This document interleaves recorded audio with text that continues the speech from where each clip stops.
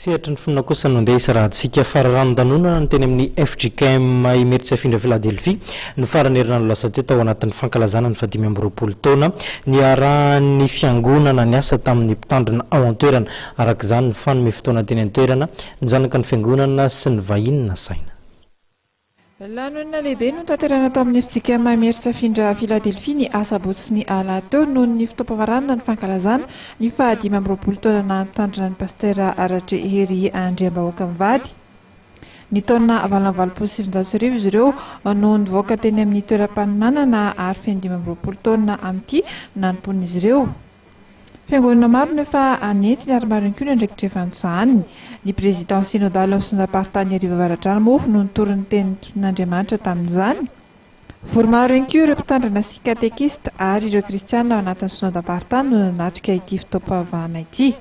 Marobe ihany koa ny mari-pankasitrahana natotry ny fiangonana ary anisan'izany ny lelavola amin'ny tetina 5 tapitrisa ariary ho fankasitrahana azy ireo.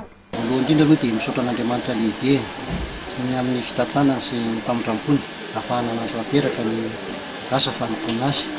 Atao anatin'ny 2020 taona na mpitandrina dia tsaroana fa tsy mora akory ny amin'izany mitoro ny filazantsara izany kanefa koa tsy sarotra noho ny amin'ny herin'Andriamanitra sy ny fanampiany tompo amin'ny zavatra rehetra dia isaorana izy amin'ny zavatra rehetra. Izy no natozo anay ary izany mahatonga ilay teny faneva manao hoe satria izaho tsy miteny ahy fa ny raiko izay naneraka ahy, izy no nandidy ahy izay ho lazaiko sy izay hotoriako.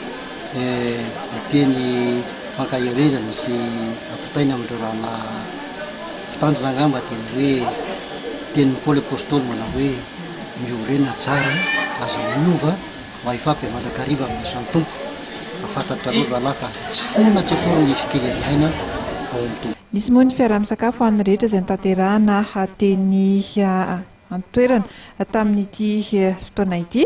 Ny fanampam-pavahana ny alahady kosa dia nitanterahana ny kristianina sy ny zanak'ampelezana ao amin'izay FJKM Imeritsiafindra Filadelfia izay.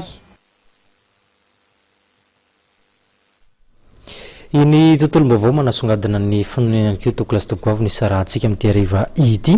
Ny zavanitranga tany amin'ny ilany atsinanana nosy tao feno hariva atsinanana dia ny finanan'ny mponina tao an-toerana atsantsa izay nisipozina fantatra fa niisa 900 no narary vokatra izay ary rainina moniaina izay nisongadina nitana tamintsika tamin'ity andro-androany ity namanatiana Soleoni no hitondra amintsika ho amin'ny rapitso ny fampalalam-baovao ny tena kosa mitraka ny veloma mandrapitafa ao manaraka indray veloma tompoko.